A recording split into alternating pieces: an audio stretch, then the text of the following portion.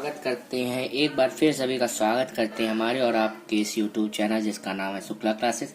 तो हमारे लोगों का 10th क्लास का जो चल रहा था फिजिक्स साइंस के अंतर्गत फिजिक्स आपका का ये सेकंड पार्ट वीडियो है प्रकाश का परावर्तन। तो सबसे पहले आज हम लोग मिरर की बात करेंगे कि दर्पण होता क्या है। दर्पण के बारे में हम लोग कुछ बात करेंगे, दर्पण के प्रकार पढ़ेंगे और दर्पण से संबंधित कुछ परिभाषाओं के बारे में मैं आज आपको बताऊंगा जिसके बारे में लिखाऊंगा कल। तो ये वीडियो यहीं पर शुरू करते हैं। और आज जो हमारा है तो आप लोग अगर चैनल पर नए हैं तो चैनल सब्सक्राइब कर दीजिए, लाइक कर दीजिए, शेयर कर दीजिए। तो आज का वीडियो हम लोग चालू कर देते हैं। सबसे पहले बात आती है दर्पण होता क्या है।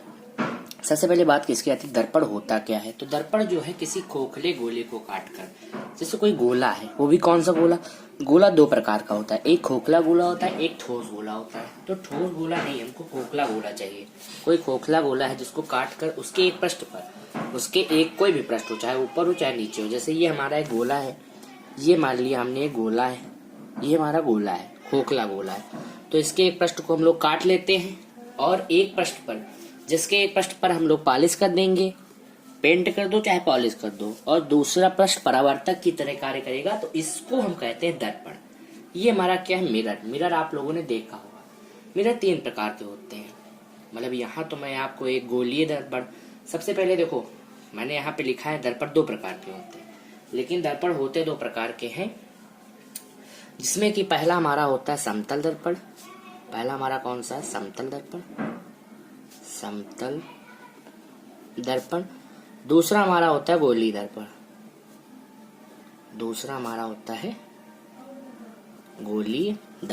तो सबसे पहला होता है हमारा समतल दर्पण, दूसरा हमारा होता है गोलीय दर्पण।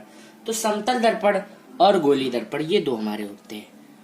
तो अब हम लोग क्या बात करेंगे, तो समतल दर्पण और गोलीय दर्पण। अब देखो जो समतल दर्पण तो एक कांच की जैसे प्लेट ले लेते हैं, कांच की छड़। समतल दर्पण के बारे में अभी आपको मैं समझा दूंगा। सबसे पहले हम बात करते हैं गोलीय दर्पण क्या होता है। तो गोलीय दर्पण देखो 2 प्रकार के होते हैं, एक अवतल दर्पण होता है, एक उत्तल दर्पण होता है। सभी को मैं समझा दूंगा, वीडियो को अंत तक देखें तभी आपको समझ में आएगा, ऐसे आपको समझ में नहीं आएगा।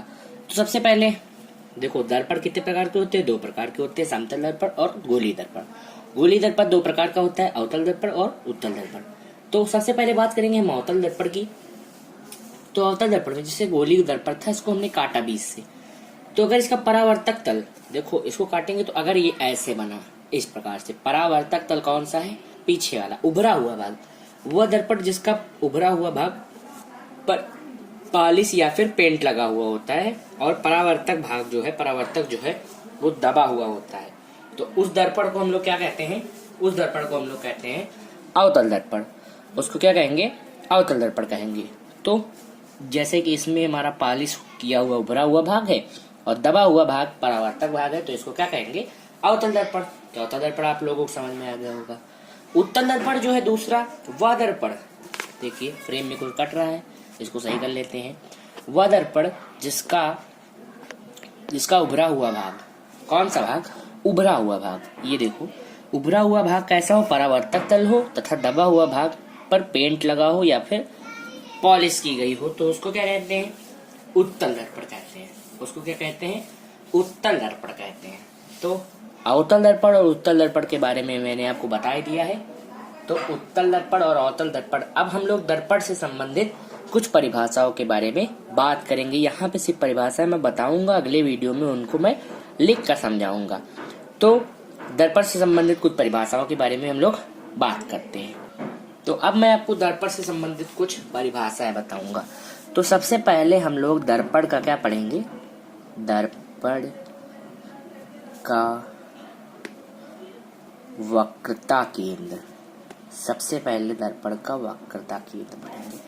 जैसे ये हमारा दर्पण है, तो इसका एक हमारा केंद्र होता है जिसको हम C से प्रदर्शित करते हैं। पहले सारी चीजें लिख लेते हैं, उसके बाद आपको हम धीरे धीरे से बता देंगे, चाहे अवतल दर्पण की बात हो चाहे उत्तल दर्पण की बात हो।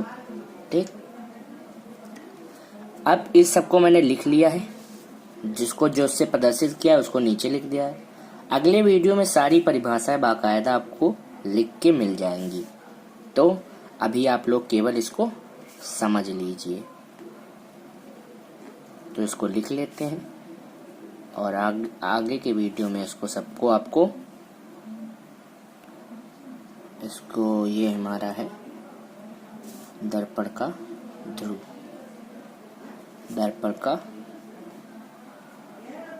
ध्रुव आर क्या है, वक्रता त्रिज्या। तो अब हम लोग दर्पण से कुछ परिभाषाएं जो बनाएंगे। ये M1 है, M2 है, इसको कहते हैं अभिद्वारक, द्वारक कह लो। इसको क्या कहते हैं? द्वारक। कौन से हैं? M1 व M2। तो अब इससे संबंधित मैं परिभाषा बताने जा रहा हूँ। तो सबसे पहले वक्रता केंद्र, वक्रता केंद्र को C से प्रदर्शित करते हैं। दर्पण जिस खोखले गोले का कटा हुआ भाग होता है उसके केंद्र को, भाई दर्पण को हम ये गोला है इसी को तो काट कर बनाएंगे और इसी गोले के केंद्र को ही दर्पण का वक्रता केंद्र कहते हैं। अब देखिए दूसरा हमारा है, देखो फोकस की डिफिनीशन आप दो तरीकों से दे सकते हैं। एक तो जब ही अभी प्रतिबिंब बनाने वाला होगा कि मुख्य अक्ष के समांतर आने वाली प्रकाश किरणें जिस बिंदु पर मिलती हैं उसको दर्पण का फोकस कहते हैं। या फिर आप ये भी कह सकते हैं वक्रता केंद्र तथा ध्रुव के मध्य जो है, मध्य के बीच के बिंदु को क्या कहते हैं?